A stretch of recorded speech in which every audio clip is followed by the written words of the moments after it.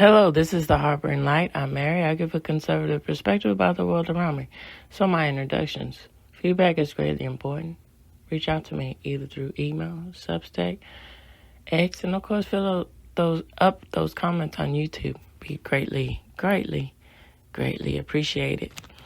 All right, so some of the audio platforms that I'm on. Spreaker, of course, Spotify, Pandora, Amazon Music, iHeartRadio, just to name a few. So this episode is, oh, wait a minute, Mr. Postman. Please, hey, Mr. Postman. I heard it from the grapevine.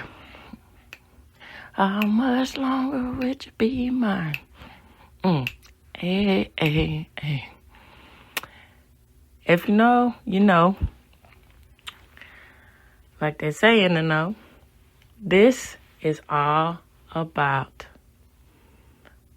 the style that is of the Motown sound. And it goes again with the aspect of fashion in the month of January here. But as I said, I think the aspect of style and grace really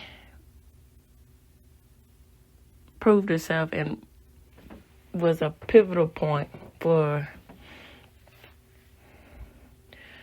not only the American experience of this, and it's just even a wonderful example that they happen to be African American here, that it proves a great point that, again, doesn't matter where you come from, just matters the character that you have. And then even more so along the lines of your attire. And they understood that to the umpteenth degree with the fashion that is of Motown music. All right, here we go. Soundtrack.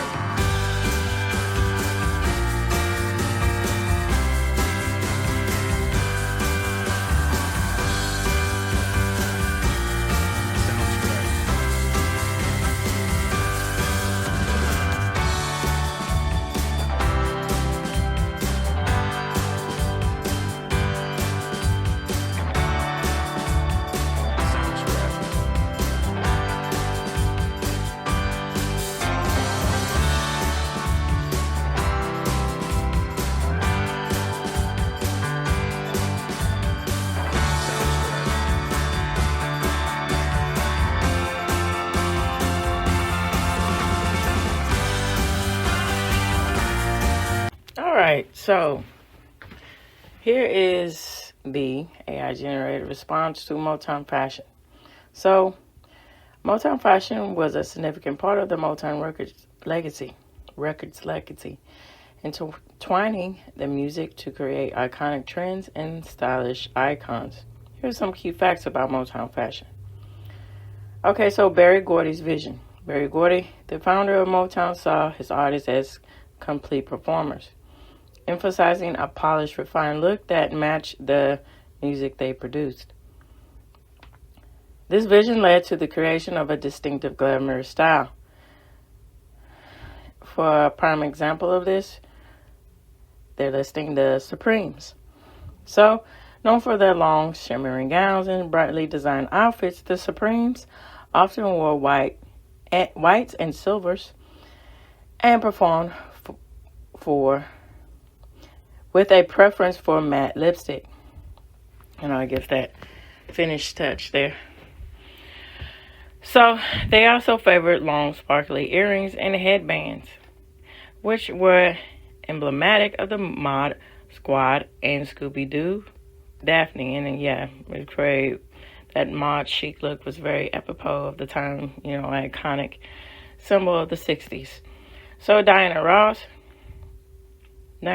was a prominent figure in Motown fashion, embodying the label's polished image. She was known for her role as a style maven and a role model. the jury's out on that as far as her personality, but I get the point here. All right, so,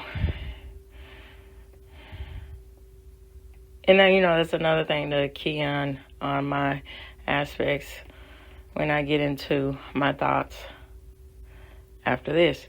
All right, so Marvin Gaye. Marvin Gaye's fashion was more casual. The late Marvin Gaye was more casual and approachable, featuring denim on denim looks. This was more in the 70s when he was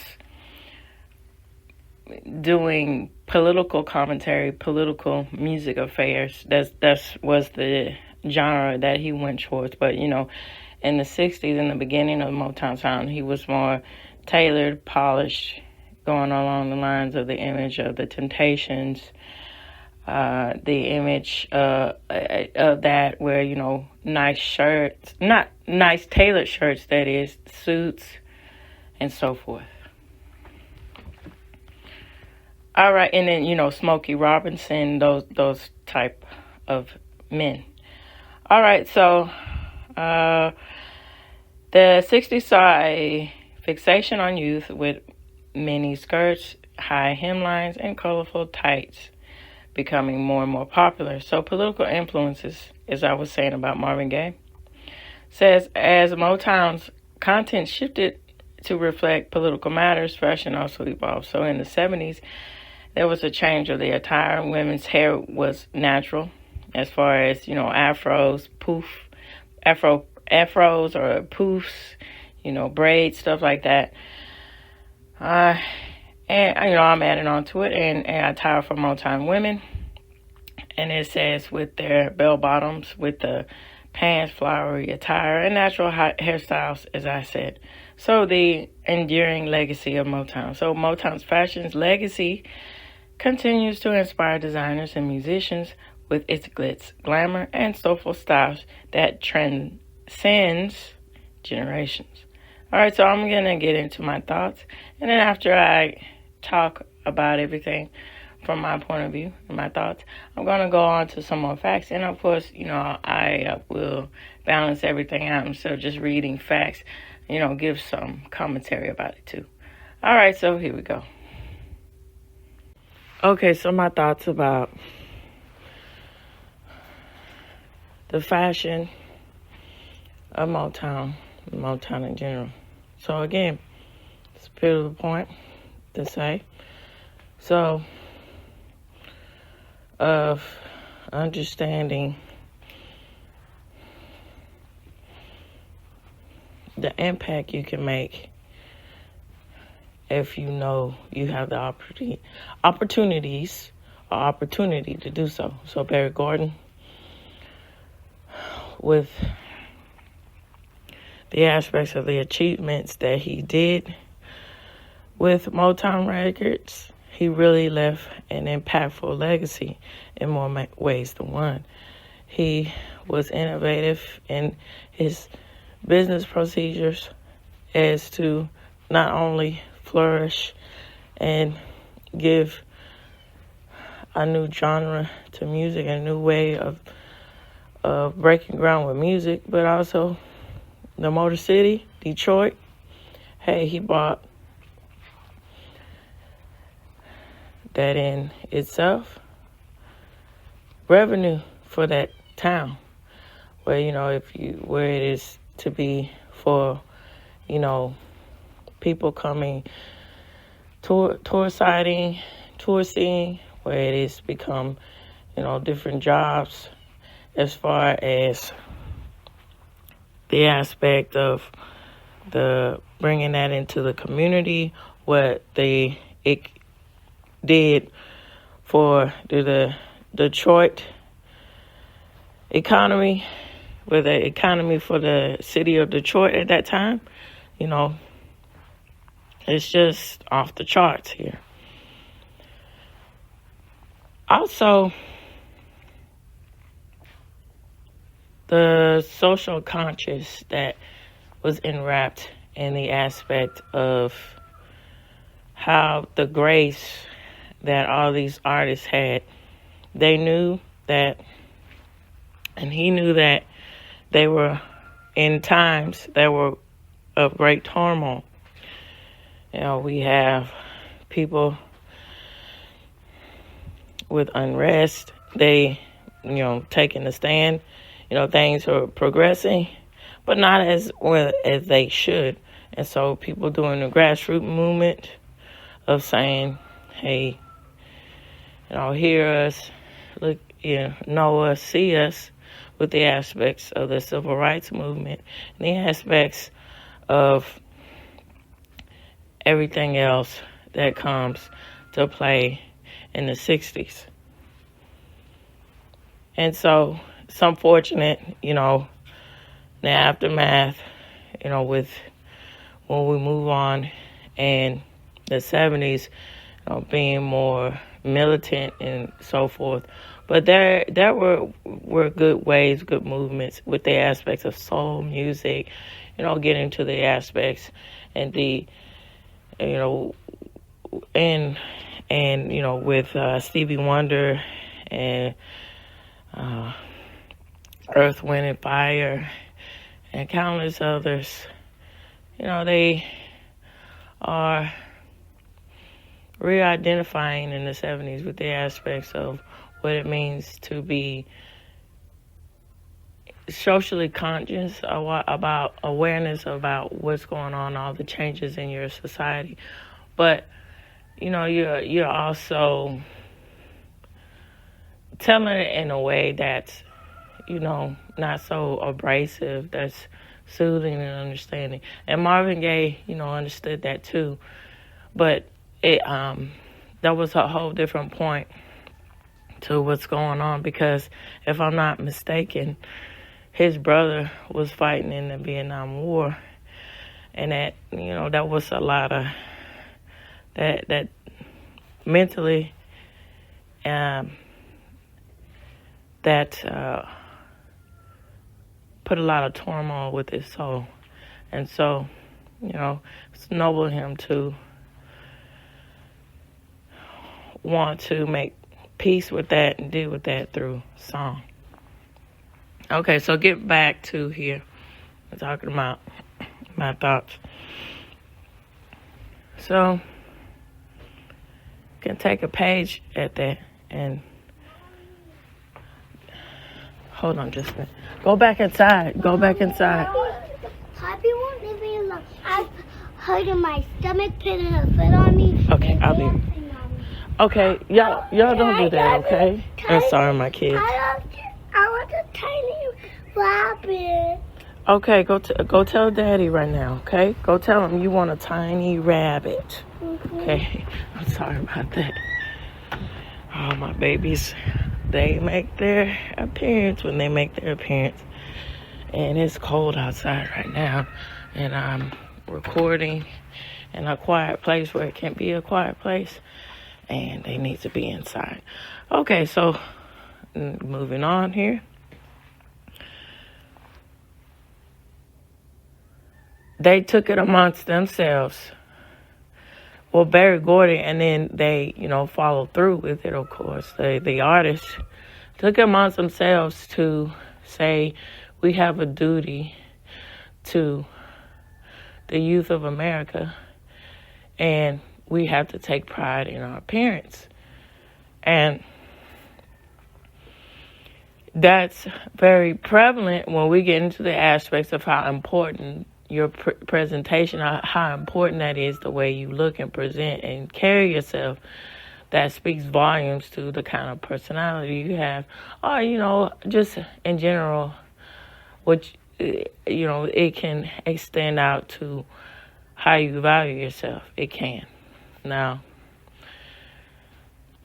there's variations and there's, caveats to the rule, with the aspects of always wearing casual wear. That doesn't mean that you're a slob, you don't care.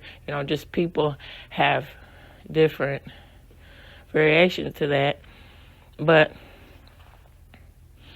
again, it boils down to your character and what you stamp on yourself and what you say to the world, how you speak, you think, and so forth. And so here I go with what I'm just calling it the thing. See, calling it like a TI is like the late and great Bernie Mac said here. Now, it's unfortunate that most pop artists of today, and then even more so in along the lines with rap artists. Now, there's exceptions to the rule there. There are pop artists, there are rap artists that do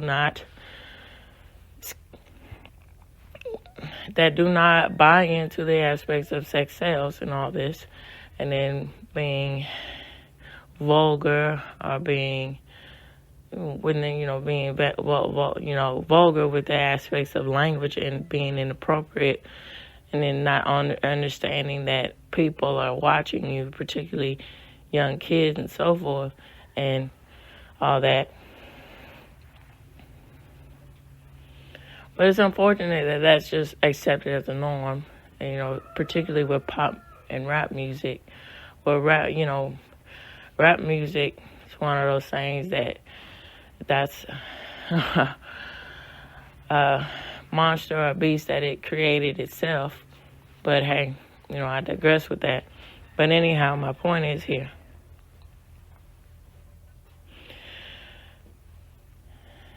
It's important to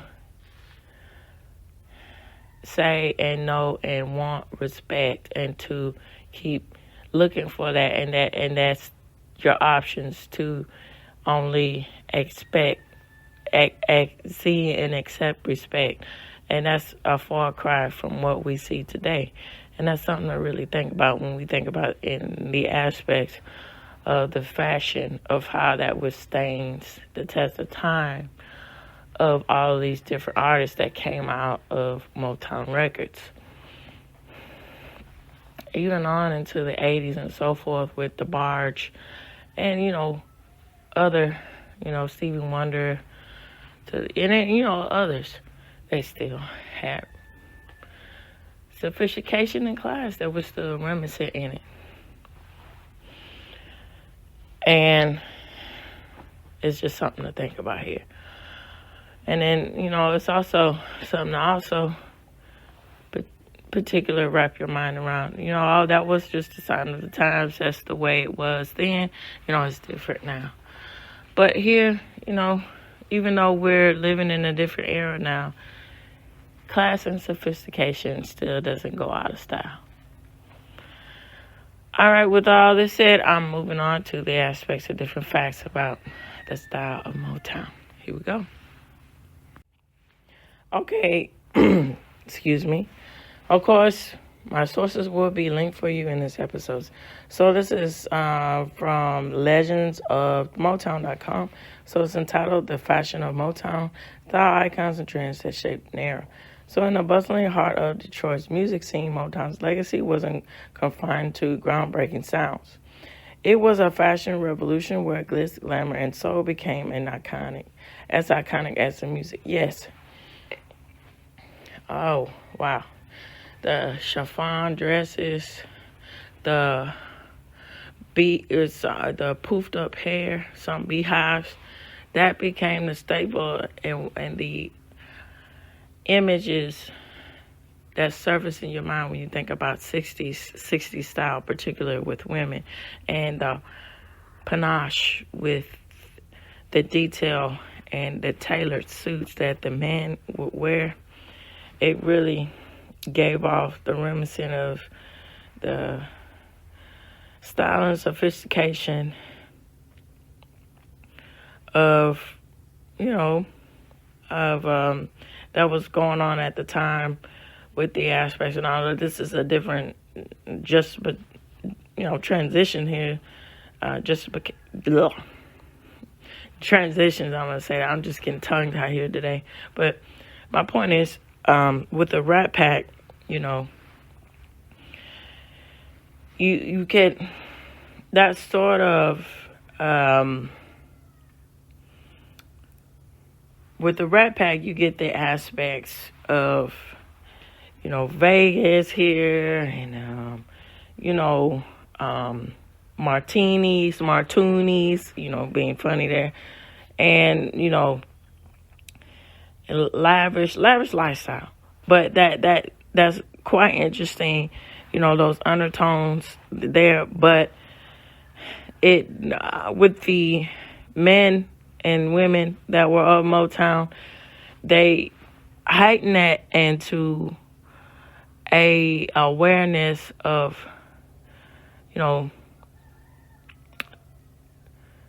the subtle veiled sophistication that is of saying we have an audience here that looks up, that likes these. We know we're going to center our music around youth culture, so we know we have an obligation to look our best. So here you go. And then that changed the aspects of the differences between Rat Pack here and then moving on to what they were achieving and what they achieved with the aspects of the Motown sound and Motown style. And that transcends on to today. All right, so Berry Gordy's vision for Motown extended beyond music. He saw his artists as complete performers. So Diane Ross once reminisced, Berry wanted us to be ladies, to be seen as role models. Again. And so there was even because I saw a documentary last year. It was on Showtime. It's very good. It's about Motown. And there they had a woman on staff who was the image consultant here, and she showed them and she educated them about haute couture, the fashion that was going on in France and so forth, and to understand where that class and sophistication is linked to in the fashion of that time. That's quite interesting. All right, here we go. So Berry wanted us to be ladies, to be seen as role models. The vision led to the creation of a polished, refined look that was synonymous with the music they produced. Marvin Gaye's fashion, often casual and approachable, contrasted this sharply. Now, this going to the aspect again in the 70s. Now, again, and it's in its beginning of Motown, he was very polished and on point with the aspects of tailored suits and everything. But again, there was a purpose, for him. But he was one of the examples of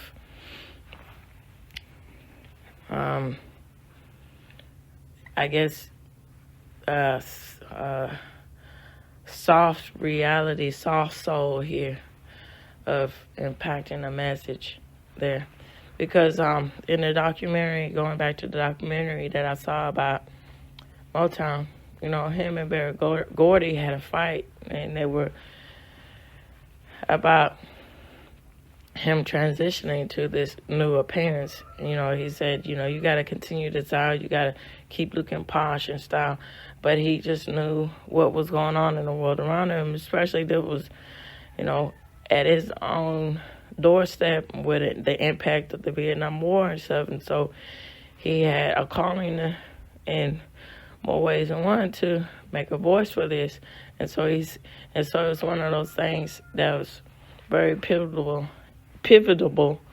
in that documentary, going on the lines of saying, Berry Gordy, of course I'm paraphrasing, Berry Gordy speaking to Marvin Gaye, saying,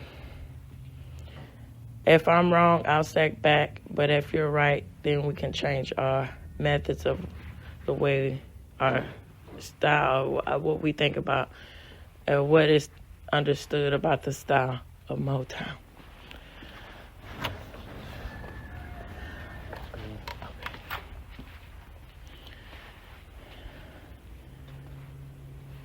They were yelling for you.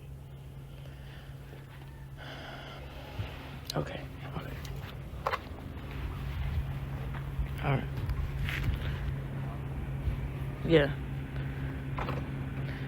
So his style influenced the casual streetwear trend that followed and made him a reliable icon. The Temptations' matching suits and vibrant colors and patterns showcase unity and sophistication. So we wanted to be as sharp as our harmonies, noted with Otis Williams, emphasizing their focus on a unified appearance that complemented the music. So Stevie Wonder, eclectic and expressive. Stevie Wonder's fashion was as eclectic as his music, characterized by brightly colored garments and patterned skins. He's quoted as saying, "My style is like my music, unexpected and full of surprises," Stevie Wonder said. So, looking out to the future. As we look to the future, the fashion of Motown continues to inspire its remnants of the past and a guiding light for future trends. Designers, musicians continue to revisit these styles, refining them as a timeless appeal that transcends, as I said, generations. So to wrap up, it says Motown's fashion was a statement of excellence, unity, and artistic expression. It transcends music and became an integral part of popular culture. Today, we look back and forward. We celebrate the groundbreaking music, the enduring fashion legacy that Motown has left behind. All right, so I'm going to wrap up with a final article and then go from there. Here we go. Okay, so it's a bit noisy out. I'm back inside. My babies were calling me, so bear with the noise if you hear it. All right, so this is fashion2fiber.osu.edu, and it's about Motown Glamour. So with the Supremes, it was seen as the future of style.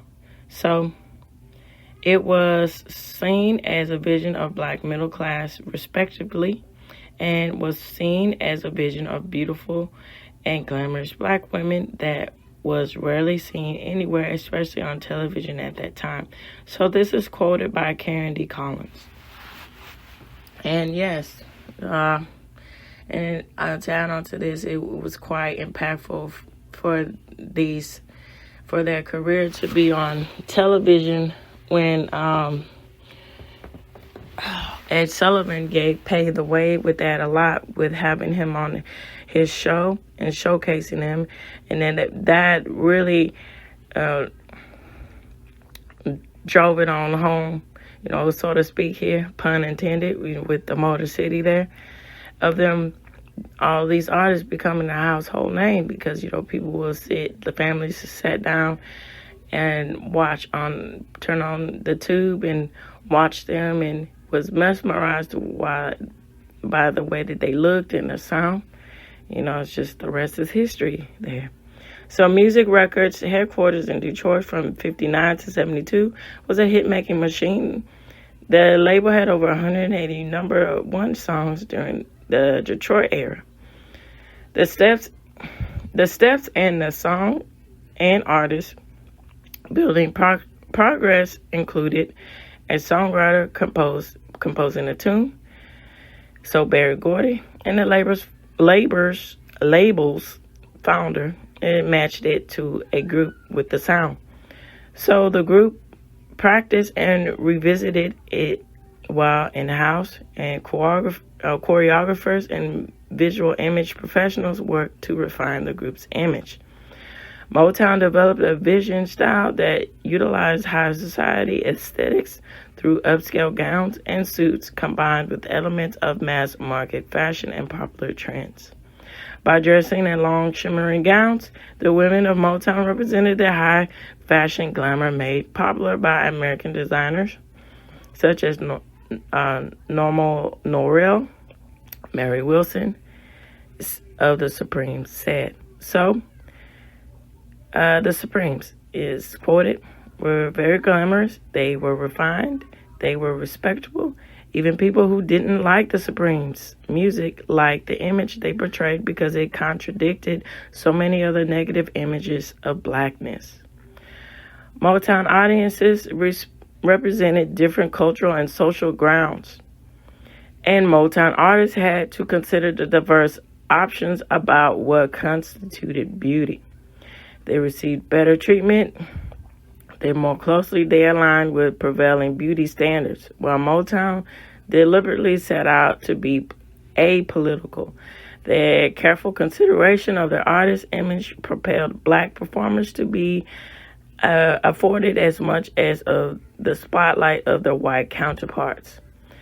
The Temptations had a similar fashion look to the other tailored boy bands of the early 1960s, like the Beatles. And I would also say along the lines of the Richie Valens and the Four Seasons, bands like that. So, the Temptations had a similar fashion look to other tailored boy bands of the early 60s, like the Beatles, but often wore more colorful versions than their British counterparts. The Temptations were noted not only for their smartly coordinated suits, but also their synchronized dance moves. So, for instance, My Girl. All right, so also there is a link if you're interested in watching their performance. It's on YouTube. So it's embedded in this article here. So moving on, so there is, from what I understand, in the 70s, so The Blue by Halston from 70 to 79. This dress is a gift from Ms. Wrigley Harrison and is reminiscent of gowns worn by the Supremes of their performances. So that's what these particular gowns from 70 to 79 from Halston are embodying, or they got their inspiration from their look. They got their inspiration from the looks of the Supremes. And that's wonderful, the impact that it, went on to other designers. All right, so if you're interested, they have a link in this article where you can watch the Supremes performing on Ed Sullivan and these particular gowns that were inspired by Halston, the Halston dress of 70 to 79. And there you go. All right, so this reaches the end of the Harboring Light. And of course, happy MLK Day. And of course, I like to know what you all think about the aspect of Motown sound, Motown fashion, and how that's impactful in our society. So feel free to reach out to me either through email, Substack, X, and of course, fill up those comments on YouTube. Hold on, sweetheart. So this reaches the end of the Harboring Light. Tune in, turn up, and absolutely take care. Hold on, baby. Bye-bye for now.